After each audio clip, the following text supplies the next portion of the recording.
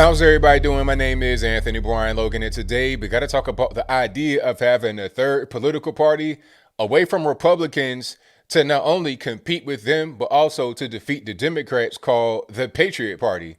Now, the reason why I'm doing this video today is because I get asked this question multiple times a day, every single day, ever since the election.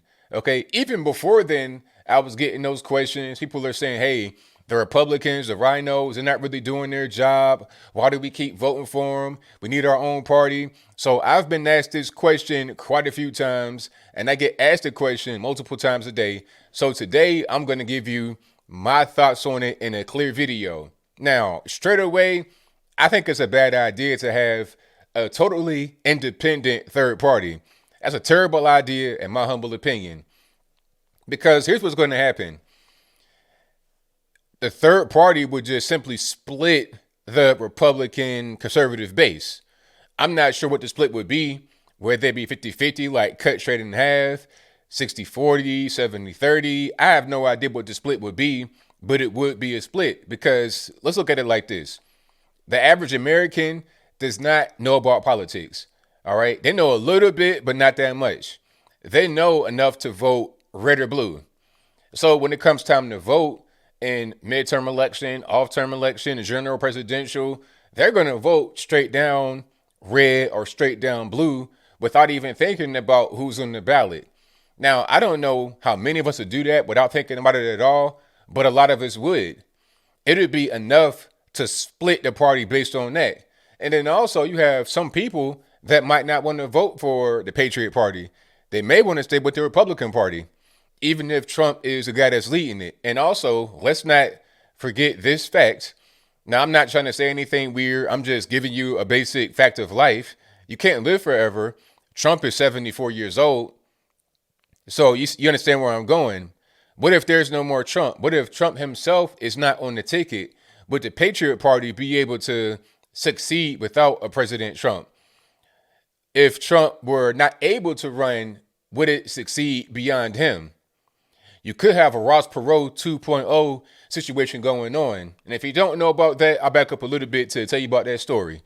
Now, back in 1988, George H.W., Bush's father, won the election after Reagan was done with his 2 terms because H.W. was Reagan's vice president, right? So 88, he wins. 92, there's a problem. He didn't reduce it. He didn't, reduce the taxes. He was raising taxes, although he said he wouldn't do that. So here comes Ross Perot. A lot of money, and people knew who he was, real big ears, and he kind of reminds me of what Bernie Sanders is today. Not the policies, but just his look and how he kind of took the world by storm. He was a very popular candidate, and he ran as, I think, an independent, a third party away from Republicans and away from Democrats. But his policies were more aligned with the Republicans. So what ended up happening was the vote was split between Ross Perot and HW. And as a result of that vote being split and of HW not being that good of a candidate, here comes Slick Willie Bill Clinton to win in 1992 because the Democratic vote was all unified. Okay. So you're going to see that same dynamic happen with the Patriot Party if they run opposed to the Republican Party. While the Democratic Party is all one block, one vote, voting for their candidate, there's going to be a split among conservatives with the 2 parties that are vying for the same demographic. Okay, so like a unity right there is going to be a big problem. And then let's just say the Patriot Party person, whether that be Trump or whoever it is, were to win the presidential election in 2024. And let's pause again. If the results of this election are true, I'm not saying they are, I'm not saying they're not, but let's just say they are true. If the results of this past election in 2020 were true and Trump got 100% of the Republican vote that voted and lost, how is he going to get less than 100%, even if it's 95%? How could he get anything less than 100% of the Republican vote and win? You understand? But I digress. If Trump were to somehow win as the Patriot Party candidate, you still have to work with the other side of the aisle, or both 3 sides of the aisle, while you're in office. You got to work with the GOP. They're going to be mad because you took away their power nationally, and you got this Patriot Party thing going on. Now you got to be working with them and the Democrats at the same time. So you're going to have kind of a split and a fracture among Republicans, some of whom may defect to the Patriot Party. Some may still be in the GOP, and the voters are going to be kind of, disillusioned. They may not come out and vote. And all the while, the Democrats are one unified bloc. So the Democrats may have internal conflict, but they're still going to vote as one. Just like AOC, I'll get to her in a minute. She says, well, we got to get rid of Nancy Pelosi and Chuck Schumer. And what did she do? Vote for both of them. So they're going to have internal conflict, but there's no different party or, they're all one block. They're all one vote, where our side would be fractured, which is going to cause us to lose more than what we win when we're talking about the actual government, how it operates, aside from just one person winning an election. And here's my next thing. I think the best thing to do would be to have a party within the party. If you want to have change in the GOP, if you want to change how the movement is moving as far as conservatives in Washington, D.C., have a party within the party.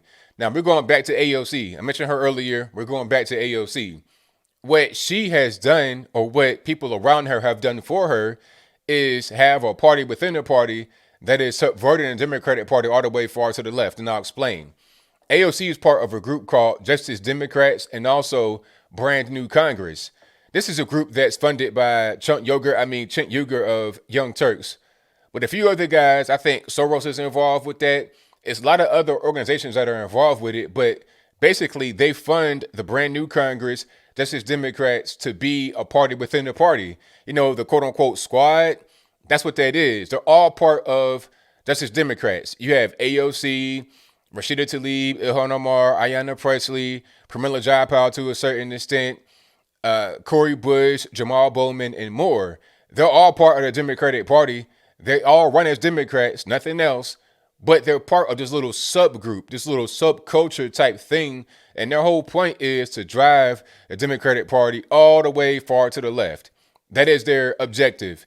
And they've had some success. Look at what AOC did in Long Island City in Queens, New York. I think that's what it is. She was able to drive away millions, if not billions, of investment. We're talking about revenue and earnings from an Amazon plant being built right there in Long Island City. Now, I'm not saying it's a good thing, obviously. Don't get that twisted. All I'm saying is that she was able to do it by being a freshman congressman. So if we want things to go a different direction, if we want power in the GOP, we need to bring in our own guys and girls, support them financially, and we got the money, support them financially, and then get them in office and have them kind of subvert the Republican Party back on track. Not subvert it all the way to a crazy place like what AOC and them are doing, but get it back on track if they're not on the right track right now, which we think, a lot of us think they're not on the right track right now. Okay, so I think that's probably the best way to go about it. And I'm reading different things about Trump. I'm reading some things where they say Trump wants to have his own party, the Patriot Party. And then I'm reading that he's not going to have the Patriot Party and he'll support some Republicans in 2022. That's probably the best way to go about it, the latter. Support people in the GOP in 2022, people that have a lot of the same ideas that Trump has and that many of us have. Not so much the Mitt Romneys, Lisa Murkowski's, and whatnot of the world. All right. Now, I'm not saying you got to be a total Trump loyalist. I'm just saying you got to have the best interest of the party in the forefront. People like Mitt Romney want to denounce the Capitol riot, and I'm not saying he shouldn't denounce it, but at the same time, he goes out there to a Black Lives Matter event, quote unquote event.